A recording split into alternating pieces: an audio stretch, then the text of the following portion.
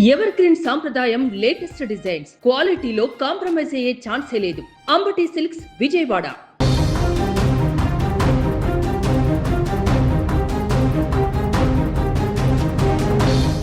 ప్రయాణికులతో బయలుదేరిన కారు అదుపు తప్పి 500 మీటర్ల లోయలో పడ్డంతో ఆ కారులో ప్రయాణిస్తున్న 8 మంది చనిపోయిన ఘటన హిమాచల్ ప్రదేశ్లో కలకలం రేపుతోంది.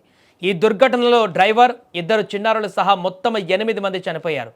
బాధితుల్లో బెంగళూరు, ఛత్తీస్గఢ్కు చెందిన 2 కుటుంబాలు ఉన్నట్లు అధికారులు గుర్తించారు. చంబా జిల్లాలోని భైరాగఢ్ సచ్పాస్ మార్గంలో కాలాబన్ సమీపంలో ఈ విషాదం జరిగింది. బెంగళూరుకు చెందిన ఓ కుటుంబం, ఛత్తీస్గఢ్కు చెందిన మరో కుటుంబం వేసవి సెలవుల కోసం దల్హౌసీ హిల్ స్టేషన్కు వచ్చారు. అక్కడ ఓ టాక్సీని అద్దెకు తీసుకొని మంచు పర్వతాలను చూసేందుకు సచ్పాస్ మార్గంలో బయలుదేరారు. అయితే వారు తిరిగి రాకపోవడంతో అనుమానం వచ్చిన టాక్సీ యజమాని వాహనానికి ఉన్న జీపీఎస్ సిగ్నల్ను ట్రాక్ చేశాడు. కాలాబన్ సమీపంలో వాహనం కదలకుండా ఒకే చోట ఉన్నట్లు చూపించడంతో అనుమానంతో పోలీసులకు సమాచారం అందించాడు. పరిశీలనలో వాహనము లోయలో పడిపోయినట్లుగా తేలింది. ప్రమాదం జరిగిన ప్రాంతము మారుమూల ప్రాంతం కావడం, అక్కడ ఎలాంటి మొబైల్ నెట్వర్క్ సిగ్నల్స్ కూడా లేకపోవడంతో సహాయక చర్యలకు తీవ్ర ఆటంకం ఏర్పడుతుంది. ఇక ఈ ఘటనపైన హిమాచల్ ప్రదేశ్ ముఖ్యమంత్రి సుఖ్వీందర్ సింగ్ సుఖో తీవ్ర దిగ్భ్రాంతి వ్యక్తం చేశారు. గాలింపు చర్యలను ముమ్మరం చేశారు, అధికారులను ఆదేశించారు. కాలాబన్ సమీపంలో 8 మందితో వెళ్తున్న వాహనం లోయలో పడిపోవడం అత్యంత బాధాకరమని స్థానిక యంత్రాంగం, ప్రజల సహాయంతో సహాయక చర్యలు కొనసాగుతున్నాయన్నారు.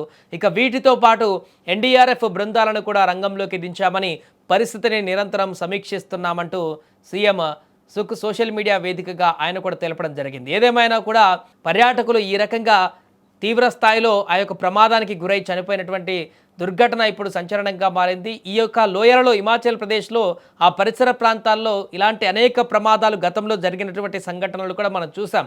ఆ ప్రాంతంలో బస్సులు కూడా, పెద్ద పెద్ద వాహనాలు కూడా అనేక సందర్భాలలో ఇలా లోయలో గల్లంతాయి లోయలోకి పడిపోయి అనేక మంది చనిపోయినటువంటి వార్తలు కూడా మనం విన్నాం. అలాంటి వార్తే మరలా ఇప్పుడు వినవలసినటువంటి పరిస్థితి వచ్చింది. సుమారుగా 500 మీటర్ల లోతులోకి ఆ లోయలోకి పడిపోయిందంటే ఎంత భారీ స్థాయిలో ఈ ప్రమాదం జరిగిందో అర్థం చేసుకోవచ్చు. ఆ కారు పూర్తిగా తునాతునకలు అయిపోయింది. పైనుంచి మన సినిమాలో కనుక చూస్తుంటాం, లోయల నుంచి పడిపోతే ఎలాంటి సందర్భం ఉంటుందో అంత దారుణమైనటువంటి పరిస్థితి. ఆ సమయంలో ఆ కారులో ఉన్నటువంటి వారందరూ కూడా ఎలాంటి ఆర్తనాదాలు పెట్టారో, వారు ప్రాణభయంతో ఏ రకమైనటువంటి కేకలు పెట్టారో, వారి ప్రాణాలు పోయే లాస్ట్ మినిట్ వరకు కూడా, ఆ లాస్ట్ చివరి క్షణం వరకు కూడా వారు ఎంత ఆర్తనాదాలతో అక్కడ ఆ కొండలలో వారి అరుపులు మోగిపోయాయో తలుచుకుంటేనే ఆందోళన కలుగుతున్నటువంటి పరిస్థితి ఏర్పడింది. ఏదేమైనా కూడా ప్రస్తుతానికి వారిని ట్రేస్ చేసి, ప్రమాదం ఎక్కడ జరిగిందో ఆ ప్రాంతాన్ని ట్రేస్ చేసి అక్కడికి వెళ్ళి వారందరినీ కూడా, ఎక్కడైతే చనిపోయినటువంటి వారు ఉన్నారో వారి మృతదేహాలను కూడా తీసుకువచ్చేటువంటి